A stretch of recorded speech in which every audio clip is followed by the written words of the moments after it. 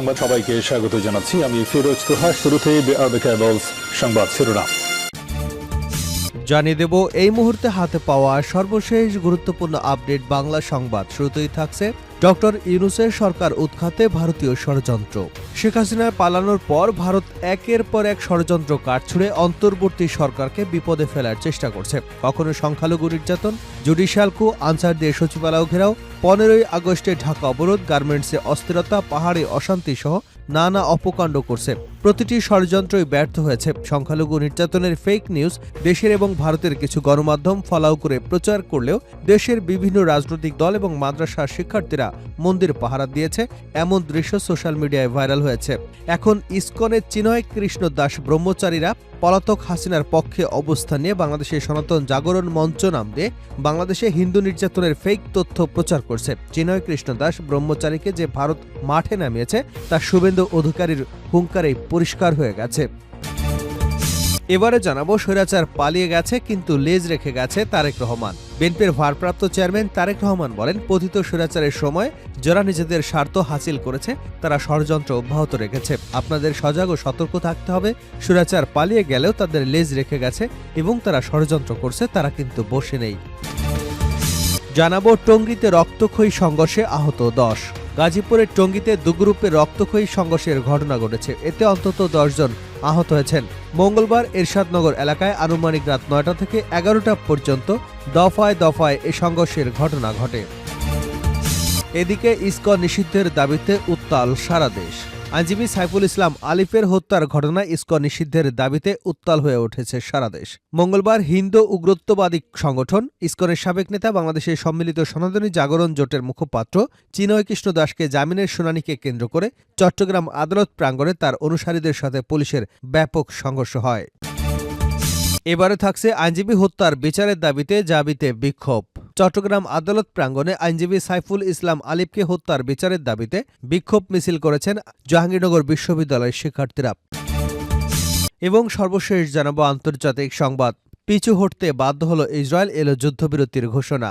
লেবাননের সশস্ত্র গোষ্ঠী হিজবুল্লাহর সঙ্গে যুদ্ধবিরতির ঘোষণা দিয়েছেন ইসরায়েলের প্রধানমন্ত্রী বেনিয়ামিন নেতানিয়াহু। মঙ্গলবার জাতির উদ্দেশ্যে দেওয়া এক ভাষণে এ ঘোষণা দেন তিনি। খবর আল জাজিরার। এতক্ষণ শিরোনাম শুনছিলেন, এবার বিস্তারিত। প্রিয় দর্শক, আপনি যদি এই চ্যানেলে নতুন হয়ে থাকেন, ভিডিওটি দেখতে দেখতে চ্যানেলটি সাবস্ক্রাইব করে আমাদের সঙ্গে থাকুন। আর এই ভিডিও সম্পর্কে আপনি আপনার মূল্যবান মতামতটি কমেন্ট বক্সে জানিয়ে দিন। আর হ্যাঁ প্রিয় দর্শক, জানিয়ে দিন ভিডিওটি কোথা থেকে দেখছেন। সরকার উৎখাতে ভারতীয় ষড়যন্ত্র। নুরুল দিনের কথা মনে পড়ে যায়। যখন শকুন নেমে আসে এই বাংলায়, নুরুল দিনের কথা মনে পড়ে যায়। যখন আমার দেশ ছেয়ে যায় দালালের আলখেল্লায়, নুরুল দিনের কথা মনে পড়ে যায়।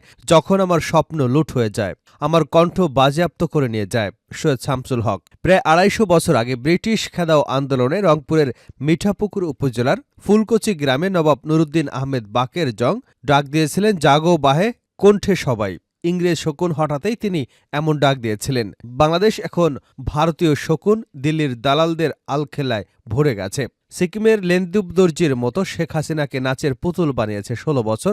বাংলাদেশকে পদানত করে রেখেছিল হিন্দুত্ববাদী ভারত। গত 5 আগস্ট ছাত্র জনতার অভ্যুত্থানে ষেখ হাসিনা দিল্লিতে পালিয়ে যাবার পর সেই ভারত ডক্টর মোহাম্মদ ইউনূসের নেতৃত্বাধীন অন্তর্বর্তী সরকারকে উৎখাতের ষড়যন্ত্রে মেতে উঠেছে। একের পর এক ষড়যন্ত্র করছে, আন্দোলনের কাঠ ছড়ছে এবং বিপুল অর্থ ব্যয় ঢাকার দালাল চক্র সৃষ্টি করেছে। এই চক্র কখনো সম্মিলিতভাবে, কখনো বিক্ষিপ্তভাবে নানান মোড়কে বাংলাদেশকে বিশৃঙ্খল সৃষ্টি করবার চেষ্টা করছে। এখন দেশ বাঁচাতে বিএনপি, জামাত, ডান বাম, ছোট বড় সকল রাজনৈতিক দলকে ঐক্যবদ্ধ হওয়া সময়ের দাবি উঠেছে। নুরুদ্দিনের মতো ঐক্যবদ্ধভাবে জাগো বাহে কণ্ঠের সবাই ডাক দিয়েছে, হিন্দুত্ববাদী ভারতের ষড়যন্ত্র নস্যাৎ করতে হবে। সৈয়দ ওয়ালিউল্লাহ লালসুর উপন্যাসে সেই উক্তি, ধান দিয়ে কি হইব মানুষের জান যদি না থাকে। এর মতোই বলতে হচ্ছে, রাজনীতি করে জনগণের ভোটে ক্ষমতায় গিয়ে কি হবে দেশের সার্বভৌমত্ব যদি না থাকে।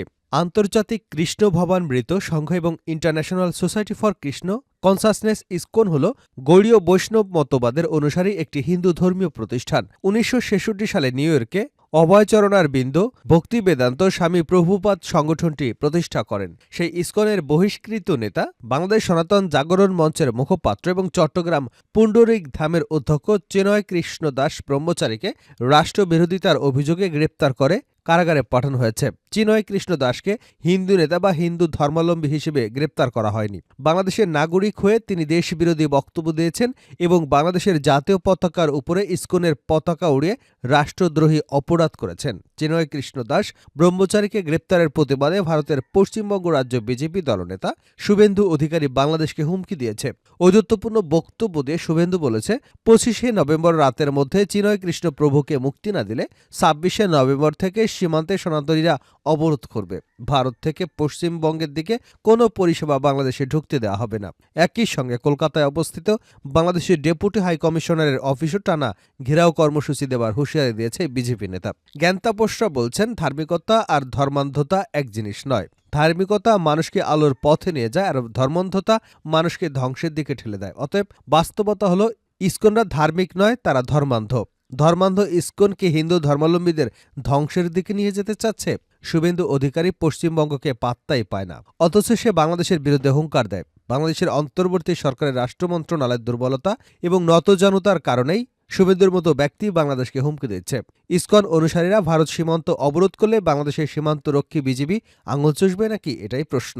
কারণ পিলখানা হত্যাকাণ্ডের পর বিডিআর নাম পরিবর্তন করে বিজিবি হবার পর থেকে সীমান্তের সফলতা তেমন দেখতে পাওয়া যায় না। অথচ শেখ হাসিনার নির্দেশে জুলাই আগস্টে ছাত্র জনতার উপর নির্বিচারে গুলি ছুড়েছে বিজিবির কিছু সদস্য।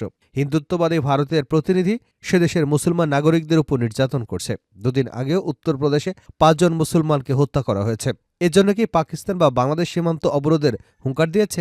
92% মুসলমানদের বাংলাদেশে মুসলিম, হিন্দু, খ্রিস্টান, বৌদ্ধসহ সব ধর্মাবলম্বী সৌহার্দ্য সম্প্রীতির সঙ্গে বসবাস করছে শত শত বছর। অথচ হাসিনা পালাবার পর ভারত নানাভাবে মুসলিম বিদ্বেষ ছড়াচ্ছে এবং বাংলাদেশে অপরাধী কর্মকাণ্ড করে যাচ্ছে।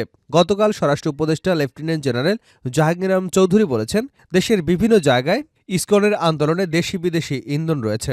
দেশে অস্থিতিশীল পরিবেশ তৈরি করাই বিশেষ কোনো গোষ্ঠীর লক্ষ্য। হাসিনা পালানোর পর থেকে একের পর এক ষড়যন্ত্র কাঠ ছুড়ছে অন্তর্বর্তী সরকারকে বিপদে ফেলার জন্য। সংখ্যালঘু নির্যাতন, জুডিশিয়াল কু, আনসার দিয়ে সচিবালয় ঘেরাও, 15 আগস্ট ঢাকা অবরোধ, গার্মেন্টসে অস্থিরতা, পাহাড়ে অশান্তি সহ নানা কর্মকাণ্ড করে যাচ্ছে। প্রতিটি ষড়যন্ত্রই ব্যর্থ হয়েছে। সংখ্যালঘু নির্যাতনের ফেক নিউজ দেশের এবং ভারতের কিছু গণমাধ্যম ফলাও করে প্রচার করলেও দেশের বিভিন্ন রাজনৈতিক দল এবং মাদ্রাসার শিক্ষার্থীরা মন্দির পাহারা দিয়েছে, এমন দৃশ্য সোশ্যাল মিডিয়ায় ভাইরাল হয়েছে। এমনকি হিন্দু, খ্রিস্টান, বৌদ্ধ ঐক্য পরিষদের সাধারণ সম্পাদক অ্যাডভোকেট রানা দাস গুপ্ত এমন ঘটনায় উচ্ছ্বাস প্রকাশ করেছেন। ফলে সংখ্যালঘু নির্যাতন কার্ডও ব্যর্থ হয়েছে। এখন ইসকনের চিন্ময় কৃষ্ণ দাস ব্রহ্মচারীকে পলাতক হাসিনার পক্ষে অবস্থান নিয়ে বাংলাদেশের সনাতন জাগরণ মঞ্চে নাম দিয়ে বাংলাদেশে হিন্দু নির্যাতনের ফেক তথ্য প্রচার করছে। চিন্ময় কৃষ্ণ দাস ব্রহ্মচারীকে যে ভারত মাঠে নামিয়েছে তা শুভেন্দু অধিকারীর হুঙ্কারেই পরিষ্কার হয়ে গেছে। স্বৈরাচার পালিয়েছে কিন্তু লেজ রেখে গেছে তারেক রহমান। বিএনপির ভারপ্রাপ্ত চেয়ারম্যান তারেক রহমান বলেছেন, পতিত স্বৈরাচারের সময়ে যারা নিজেদের স্বার্থ হাসিল করেছে তারা ষড়যন্ত্র অব্যাহত রেখেছে। আপনাদের সজাগ ও সতর্ক থাকতে হবে। স্বৈরাচার পালিয়ে গেলেও তাদের লেজ রেখে গেছে এবং তারা ষড়যন্ত্র করছে, তারা কিন্তু বসে নেই। তিনি বলেন, বিএনপি গণতন্ত্রের পক্ষের শক্তি, দেশের মানুষ বিএনপির সঙ্গে রয়েছে। মানুষ মনে করে বিএনপির কাছে গণতন্ত্র, বাকস্বাধীনতা নিরাপদ। এজন্য মানুষ বিএনপির দিকে তাকিয়ে আছে। জনগণের এই আস্থাকে ধরে রাখার দায়িত্ব বিএনপি নেতাকর্মীদের। মঙ্গলবার দিনভর সিলেটে বিএনপির উদ্যোগে রাষ্ট্রকাঠামো মেরামতের 31 দফা জনসম্পৃক্ত বিষয় কর্মশালা শেষে বিকালে সমাপনী বক্তব্যে ভার্চুয়ালি যুক্ত হয়ে এসব কথা বলেন তিনি। তারেক রহমান বলেন, বিএনপি ক্ষতিগ্রস্ত হলে দেশ এবং গণতন্ত্র ক্ষতিগ্রস্ত হবে। দেশের সবচেয়ে বড় রাজনৈতিক দল বিএনপি। দল কোনোভাবেই ক্ষতিগ্রস্ত হলে দেশ ও দেশের মানুষের ক্ষতি হবে, গণতন্ত্র ক্ষতিগ্রস্ত হবে। তিনি বলেন, আগামীতে বাংলাদেশকে কোনো হুমকি থেকে রক্ষা করতে হলে গণতন্ত্র টিকিয়ে রাখতে হবে। টঙ্গীতে রক্তক্ষয়ী সংঘর্ষে আহত 10। গাজীপুরের টঙ্গীতে দুগ্রুপে রক্তক্ষয়ী সংঘর্ষের ঘটনা ঘটেছে। এতে অন্তত 10 জন আহত হয়েছেন।